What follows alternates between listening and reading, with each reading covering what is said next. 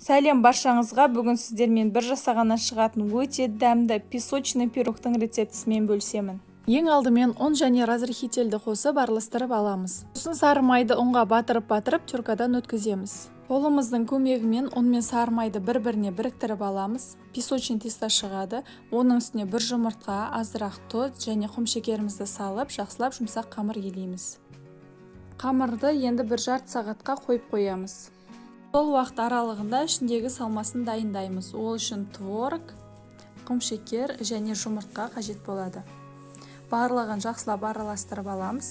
Енді қамырымызды алып, екі бөлікке бөлеміз. Бір бөлігін үлкен, екінші бөлігін кішірек етіп бөлеміз.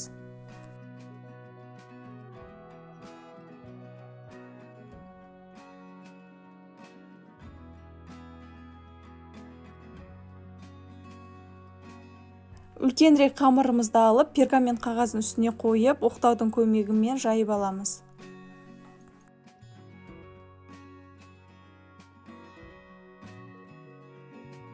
Енді пышақтың көмегімен шеттерін кесіп шығамыз.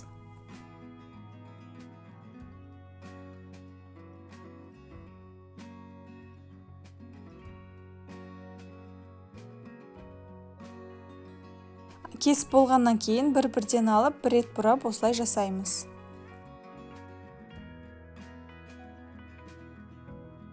Егер видеом пайдалы болып жатса, каналыма тіркеліп, лайк басып, комментарий қалдыруды ұмытпаңыз.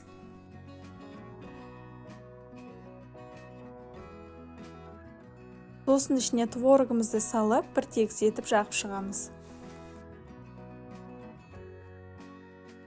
Бетін өз қалауыңызша сәндеуіңізге болады. Мен осылай ұзынша етіп кесіп, бір-бірінің үстіне қойып шықтым.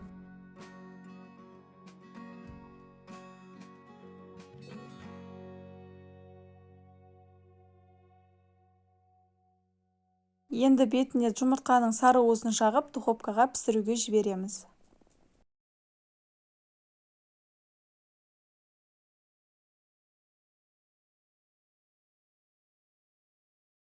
Осымен біздің творожный пирогымыз дайын. Видеода көрініп тұрғандай пирогтың қамыры үгітіліп, песочный болып тұр.